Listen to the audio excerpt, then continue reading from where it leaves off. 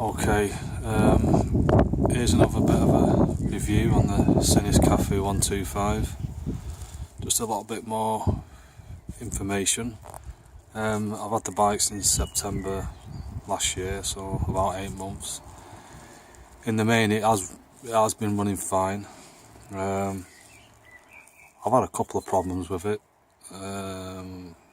simplistic ones really. Yeah, but basically it's a retro style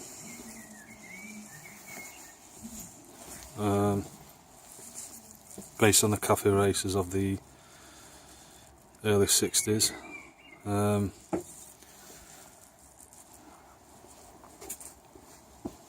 It's basically a Suzuki GN 125 though, just restyled.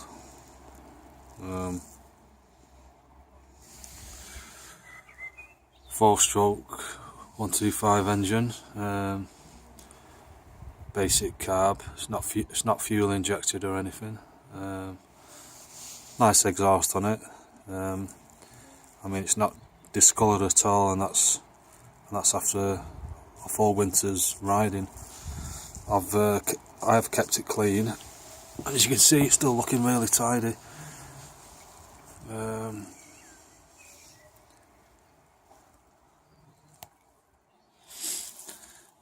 There's a view from the front end. It's got a disc front brake, drum rear brake. The forks at the front aren't adjustable, but they're okay.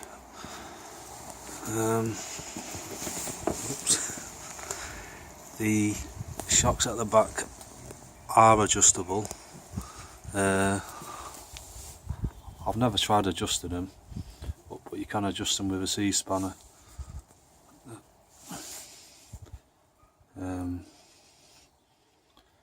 They're fine. I don't know what they're set on, probably just average, halfway or whatever. Only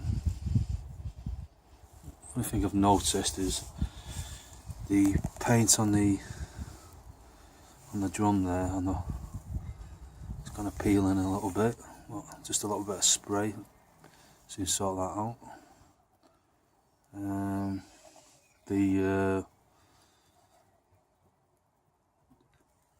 The chrome on the wheels has stayed really nice, front and back. Apart from the spokes have gone a bit discoloured.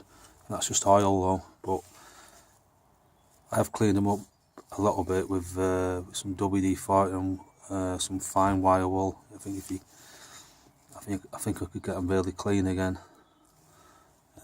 It's not a big deal though, but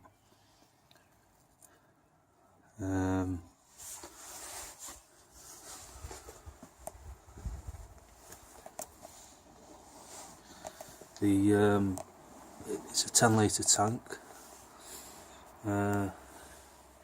Saddle's quite comfortable. Because the tank is all painted. That's one thing I've noticed with the cowling at the back. That's it's plastic, painted plastic, and this trim is a sticker. You can see I scratched it there the first day I got it. Got a little scratch on it.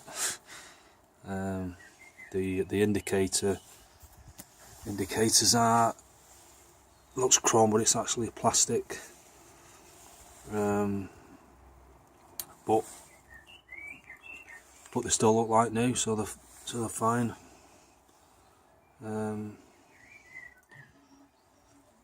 What else?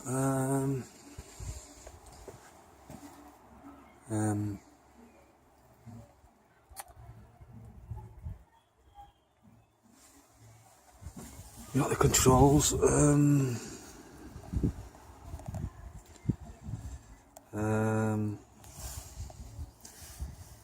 Okay, so you got your dip and your I-beam. You got your pass switch there. Just a very basic speedometer. The clock, I bought that myself, put that on myself.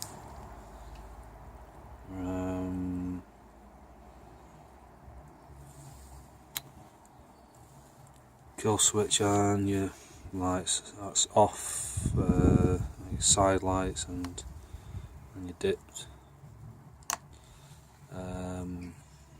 Yeah, it's not a lot to it at all. There's no rev counter or anything like that. It's got the where you can set a trip meter there. Say I've done 3,452 kilometers.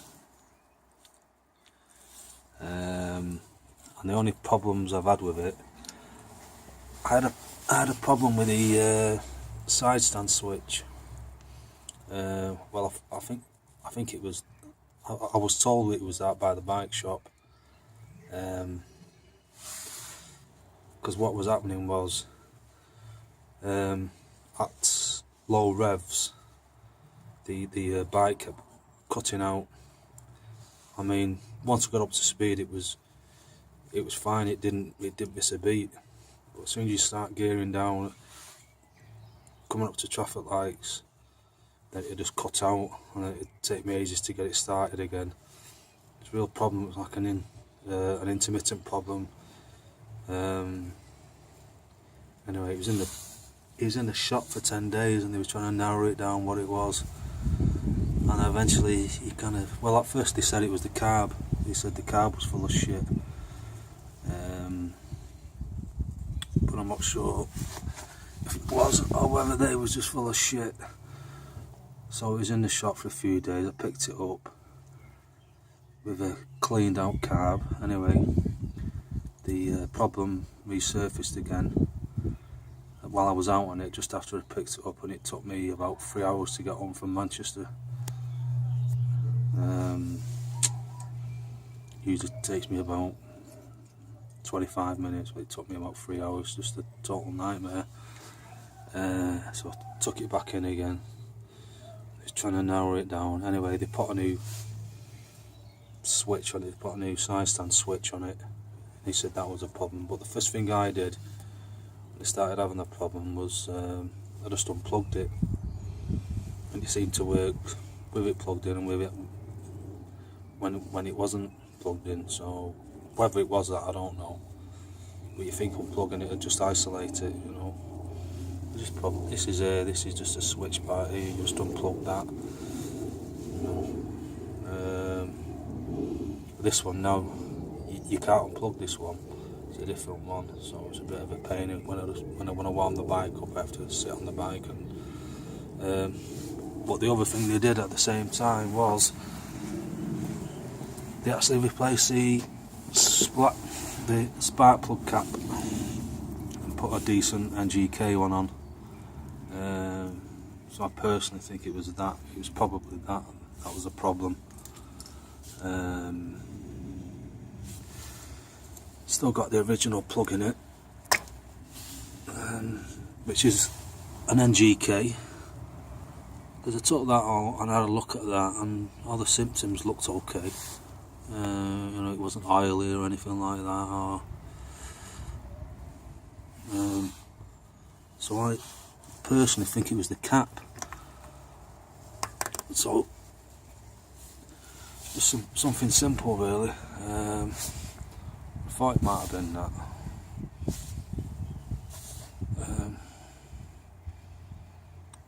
Yeah.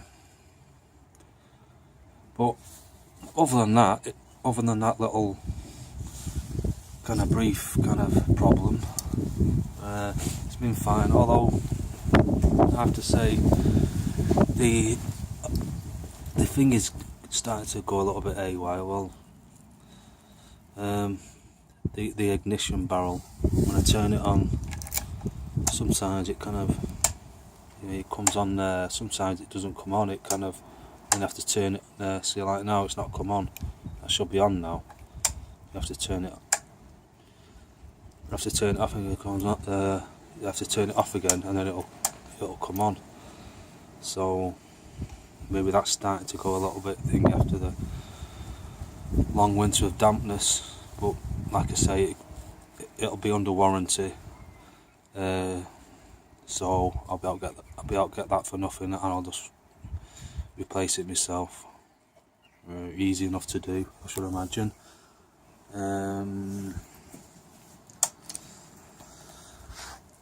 And it's blown a couple of bulbs, no big deal, as expected. They're like £4 each.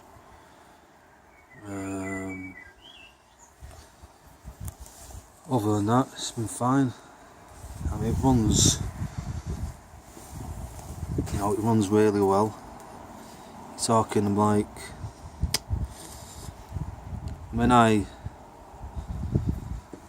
I personally, I'm not overweight or anything like that. I'm average. I'm about 5'11",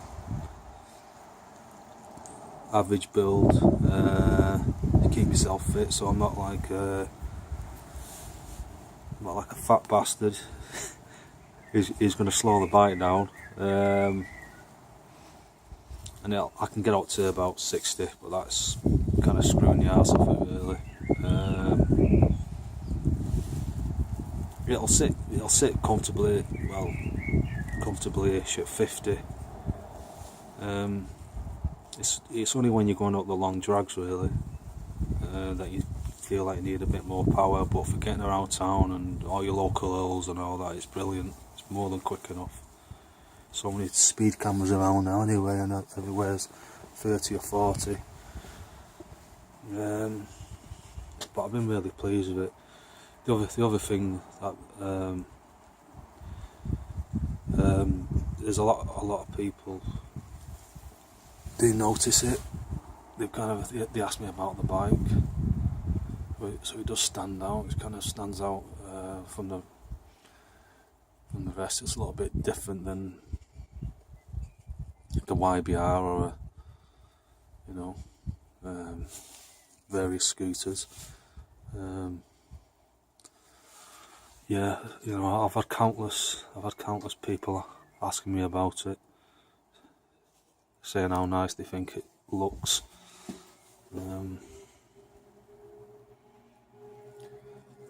I'm just in the process of clearing the back. As you can see, it's a bit of looks like a bit of a shithole at the moment. I'm gonna have a big shed put here so I can have the bike stored in there, keep the damp off it. But like I say, I've had it stored outside. I've got a cover for it, and it's fine. It's still running really well.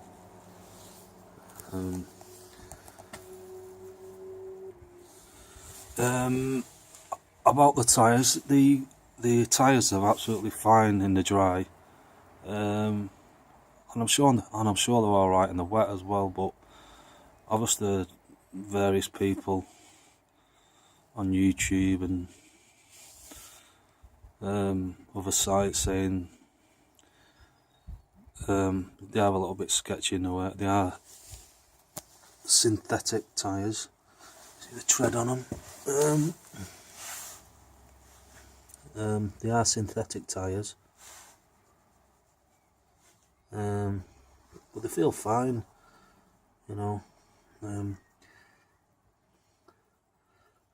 I do notice them in the wet.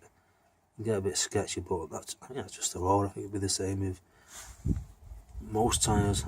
I know having good tyres can make a difference, because that's something I do know from cycling. I do a lot of cycling, so I know a good set of tyres in the winter is important, or a good set of tyres in the wet when you're pushing it on those corners. But I mean, it's just a matter of getting to know the tyres, getting to know what they're capable of.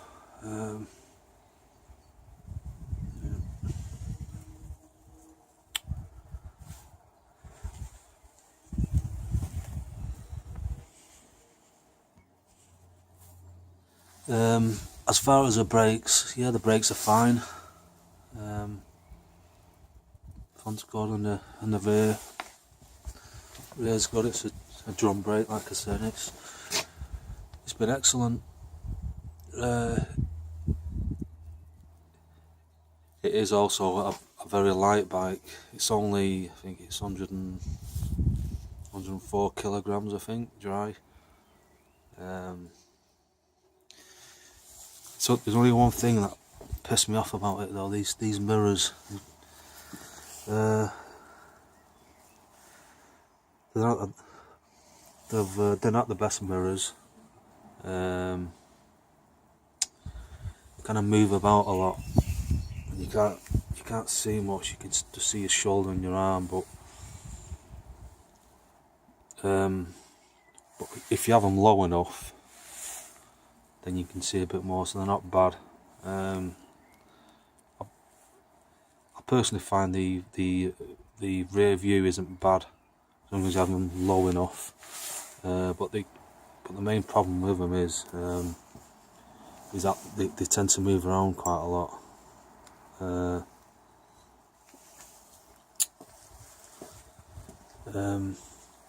But someone suggested putting like a rubber washer in between, take them apart and put a rubber washer in it, because he's got a Sinnis Cafe, and that's what he did, and it fixed the problem. They just put a washer here or so on. I mean, what happens is you can adjust them, and then they'll just start moving.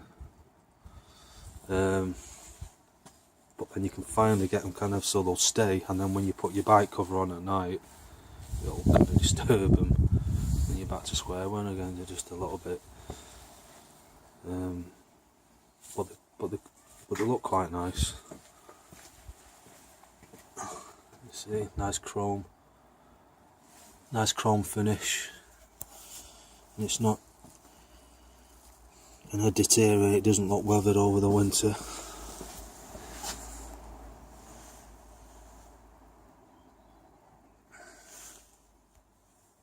You can see the nice chrome finish. Same with the headlight really, it's still looking good. All the chrome's still looking good on it.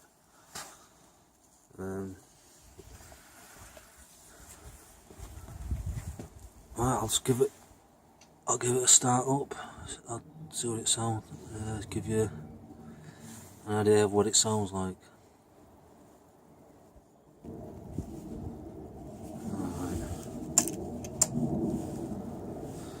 Okay. The thing is, I always, if the bike's cold, then you always have to put it. You always have to give it a better choke. I found though, if I start it every couple of days, then it's easy to start. Obviously, it's the same with any bike. Okay, it's going to be a bit tricky trying to hold the clutch in, hold the camera, and press the.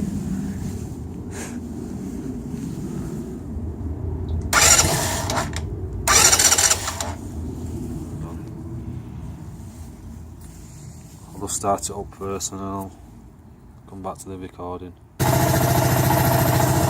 Alright, it's got a bit of choke at the moment. I mean, I was on it a couple of hours ago, so it started easy enough. It is cold now, so there you go. Right, that's no choke now.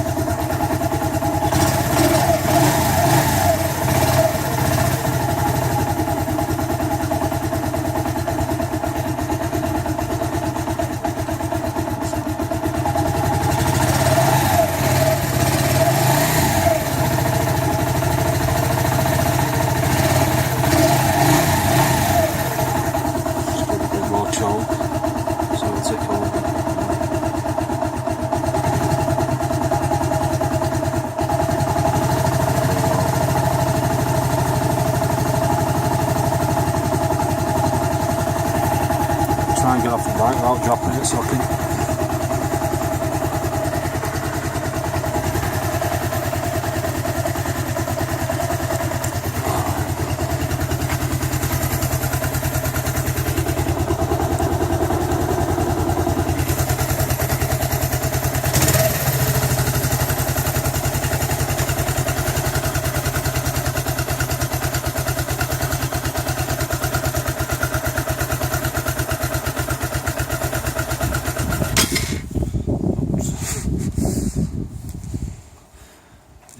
As you can imagine, it's a bit of a nightmare when you can't put the stand down, you're trying to hold the camera, so.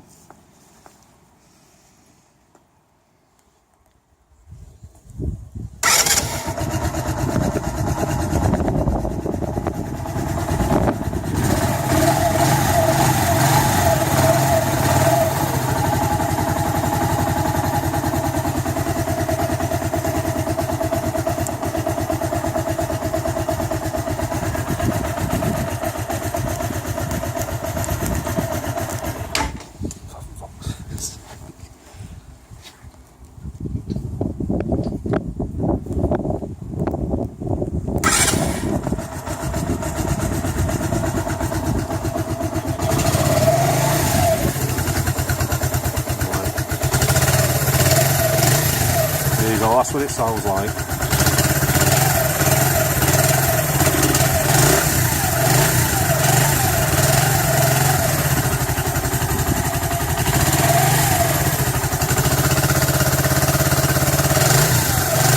Sounds alright, pretty quiet.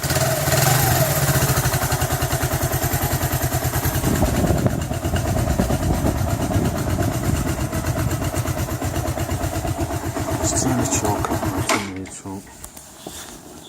Yeah. So yeah, that's about it really.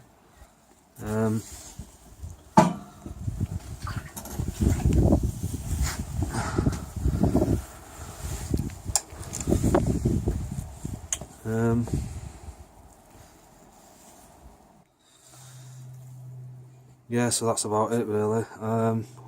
Overall the bike does handle well, nice to ride, it's pretty nippy, keeps up with traffic no problem on the local roads. We're even going over roads like the Snake Pass. I tend to visit quite a lot.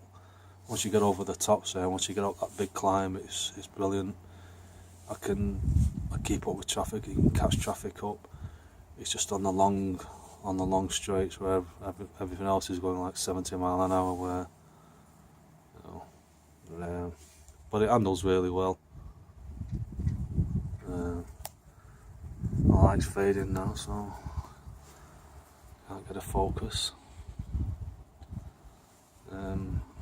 But yeah, I highly recommend it. I paid $1,600 for this, but at the same time they had a YBR in there, which was a nice looking bike. The white and black one, that was like 2,600, so it's like an extra grand. I mean, you'd probably get a bit more top end speed from a YBR. You get an extra 10 miles per hour top end speed. This is certainly a looker, and it does draw a lot of comments, which is always nice. It's part of owning a bike. That's it. That's the Sinnis Cafe 125 and the neighbour's cat.